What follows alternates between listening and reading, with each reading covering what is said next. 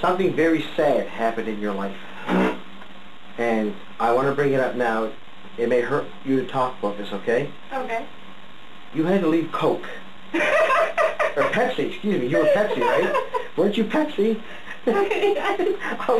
Now, I know that's one of the saddest things that's ever happened, but could you please tell us what it was like to have to leave your old Pepsi behind? And why did you have to leave Pepsi? Okay? Well, okay. Now, you can't handle this because you turn the machine on. It's a very, very sad tale. You see, Pepsi was my favorite drink. No, it's really actually not that sad. Okay, I was like addicted to Pepsi. I mean, addicted. I drank like 6 cans a day.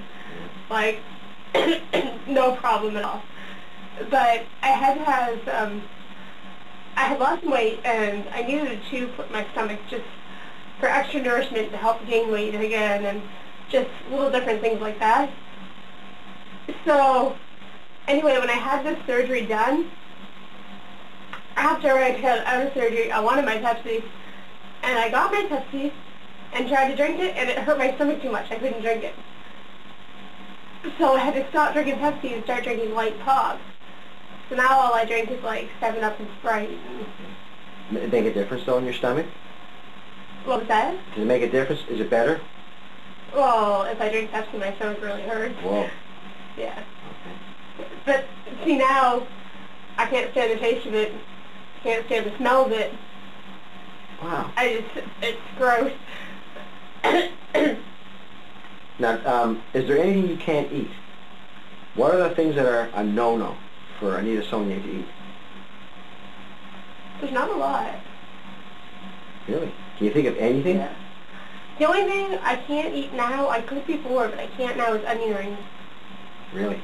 Yeah, because they bother my stomach. They make me sick to my stomach. They bother my stomach. Now, can you eat, what about fried clams? Oh, fried clams. So it's not the batter? No. It must be something in the onion itself? Yeah. Now, can you eat onions at all, or is it just you stay away from onions now? I don't like onions anyway to begin with. Oh, okay. So, yeah. All right. I want to talk a little bit also about your pills. You know, for young people, and this is what it's for people to learn. And I want them to know that I'm doing this because you're one of the most courageous people I've ever met in my life. You set me on a track in life, okay, and a lot of others that you don't even know about. But what is it like? Let's start up in the morning and tell me about your whole day. What happens from the morning you get up, and what you're going to tell me, does it happen every single day? Is that routine every day? Yeah. Okay, I'm going to relax. You tell me what it's like when Anita Saulnier wakes up. Okay. Typical day, like a typical school day, I get up at 6 o'clock. I go upstairs and I do a mask, and then I do like the physio percussion. Then I have to do another mask. Then I like just finish getting ready for school, like shower, hair, whatever, just all that stuff. I go to school at about 11:30 every day. I have to check my sugars because I'm diabetic too. So I have to check my sugars and do my insulin according to how my sugars are and stuff like that. I how to control it myself. Then like lunchtime, I eat my lunch and that. After school, I go home and I do another mask and some more physio. And then I just kind of, depending on what's going on that day, like if I have to work or not, I go to work. Or I like bed around on the couch for a little bit, or I go for a drive, or something like that, like. Okay. And then nighttime's always the busiest because I have to do 3 different masks with 3 different medications in them. Oh, really? Yeah. What do they call that little mask? One of them is just Ventolin. Yeah. The other one is tobramycin, and the other one is Pomalyst. And that's one thing I've noticed about you. You know all your machines off by heart. Yeah. You do a lot of your own fixing up of your tubes. Yeah. And also your machine. I'm amazed. Yeah. And you remember the first time I saw you do that? I said, "What are you doing?" I was really frightened when I came in to visit you one time, and Yeah. you said, "I know exactly what I'm doing." and the nurse came in and said, how many pills in the run of a day do you take, Anita? Anywhere from about 33 to 35. 33 to 35. Yeah. Now, before, is it like... I forgot to put this in. I have to take pills before every meal. And then there's plus other special pills too that I have to take for my stomach, or antibiotics for my nose, or I have to take like multivitamins every day. And right? Multivitamins, what kind do you take? they're called Adapt. Really? Are they a special blend for you? Or can you just buy them in the drugstore? I don't really know. Okay. I've never actually checked to see. I think they're, like, we get all our medication by prescription, even if you can buy it over the counter, so it's just, yeah. What happens if you don't take your pills and you eat? Oh, it hurts. Is it a pain hurt or all over your body? Just in your stomach, like if you're really, really sore stomach, because your food won't digest properly. So you're like double over in pain and you're half crying and people are like, oh God, but it's like, I forgot to take my pills. Now what would make you forget to take your pills? Because I remember once you forgot to take them at Maple Grove, and I saw you in the bleacher, it was in the gym, remember in the gym? Yeah. And you didn't take your pills? And I had no idea, and then you told me, I forgot to take my pills. And what is it? Sometimes you just don't think? Yeah, like, Mom's always joking around me. She's always like, how can you forget to take your pills? Now, look at this. You've been doing them for like 18 years now. How can you forget? Like, once. And I'm always saying, like, well, you know, you get caught up with people and you're talking and blah, blah, blah, whatever, and you just forget. Same as anything else. You just forget. Yeah. Okay. If you get too tired, let me know. When you went to Maple Grove, you joined the Memorial Club. Yeah. And you're one of the most dedicated, and for obvious reasons you can't get to everything, right? Right. But it's in your heart. Yeah. Could you tell me how you feel towards the Memorial Club? Has it done anything for you? It's interesting because I have personal reasons for wanting to know this. It has been great for me. It's been a great, like, social aspect of my life, and physical, or just, you know, like, you get out there and you do stuff, and I feel good.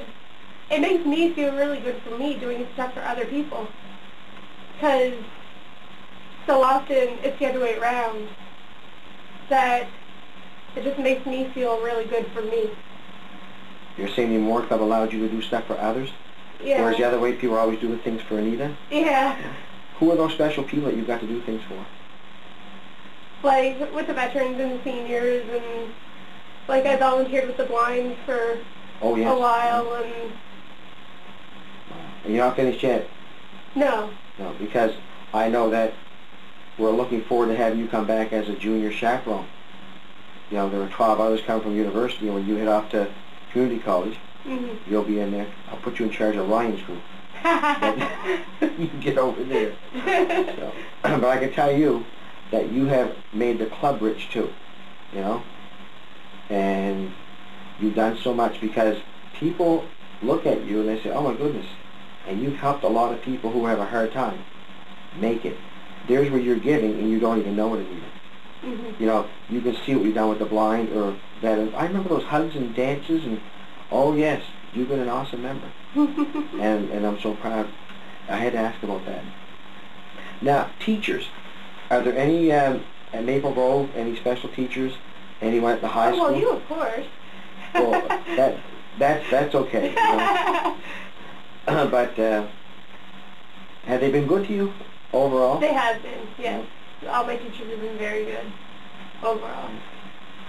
You found a big transition going from Maple Grove to the high school, though, didn't you? I did. Oh, actually, it wasn't that my teachers weren't good. A lot of my teachers in grade 10 were really good, but they didn't understand, and it was just like, it was frustrating to get things on the ball and going. And but now things are pretty good. Yeah. All right. You work at Dollarama? Yeah. And what an awesome store. And your boss, Judy, she must be awesome to work for. Yeah, she's a good person to work for. She sure is. Yeah. And where else did you work? I worked at the Hope Center, and Okay. that's like, it's all physically and mentally challenged people. Well, you can't say children because they're not all children that go there, but it's all like that. It was a very interesting experience. I enjoyed that very much. Wow. You know, I remember a time when you were going to Halifax quite often. You don't go as often as you used to the IWK? No. No. Because everything's right here? Everything's right here. Wow. In good old Yarmouth. That's right. Yeah. Now, there's something that's always fascinated me. In the winter, during school, you spend most of your time in school, but a lot of time in the hospital, right? Mhm. Is it the same in the summer? No. That's why, what do you think it is? Anita can leave school in June, July, August. We don't have to visit you in the hospital. And you come right in. Can I trade 2 cans of these for 2 cans of that? Yep.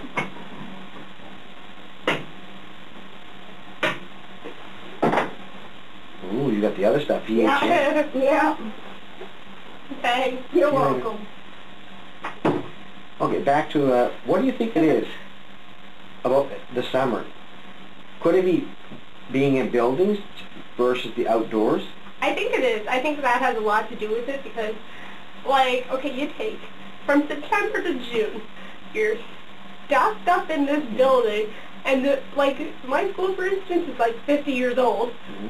So the ventilation's poor, and this is wrong with it, and that's wrong with it, and, you know, mildew growing up the walls probably. Okay. Like, I'm sure there's not, but you never know. So anyways, like, stuff like that makes you sick. Like, my school is really damp in some places, and it's, like, so, and then, And not just you, it has an effect on a lot of people. yeah, Yeah. and then they don't regulate the heat right, because they don't know how. So you go into one room and it's freezing cold, you go into another room, it's so hot you can't breathe. And, yeah, that's my beef about the school. Now, in the summer, when you're away, you're not home in the house, are you, most of the time? No. Where do you go? Well, actually, last summer I spent a lot of my time at work. But this summer I'm not going to do that. I'm going to indulge in my summer. And I spend a lot more time with my friends and stuff like that, and just going out, even if we just go driving for a day, or we go here or there. Like, last summer I took one day, and one of my friends, he wanted to do something, and we said, okay, we'll go this day, we'll do this. We got together with a few more friends, we had a great time, like a blast all day, and it was like the next day I had to get up and go to work. I was like, no, this is no fun. Do you dig clams wherever you go? Stuff like that? To be a point, I like to try to dig clams. They're hard to get sometimes though, because a lot of people go right there. So you got to find a special spot that you don't tell anyone about. That's right. What is your ultimate, the biggest treat that comes from the ocean for you? Oh, lobster. Lobster. And scallops. Scallops? Really? Oh yeah. Okay. Yeah. Does it matter how they're cooked? No, well actually my grandmother just the other week, she tried to do them bacon wrapped, and she figured, oh well, you know, Neva loves bacon, loves scallops, put them together, it's kind of like an appetizer type thing. She said, she can try them, you know, she might like them. Well, I didn't like them too much, and I didn't want to say anything because it was Mamera's cooking, right? And, I mean, you don't put down Mamera's cooking. Mama means grandma. All right, go ahead. So anyway, when she tasted it and she said that she didn't like it too much, I didn't feel as bad, so I kind of fessed up and told her I didn't really like it. But you just don't put down grandma's cooking. Wow. It's just something you don't do. You know something? You're taking a big chance of having it cut off. You know what I mean? Saying, that's it. Yep, you don't, that's like a minefield. You don't walk into that. Mom Mare's cooking is the best, and you leave it just at that. Now, let's talk about some of your friends. Who are your closest friends that come up here, and give them each a message? Name some of them. Candace. Woodrow. Woodrow. Yeah? Oh, she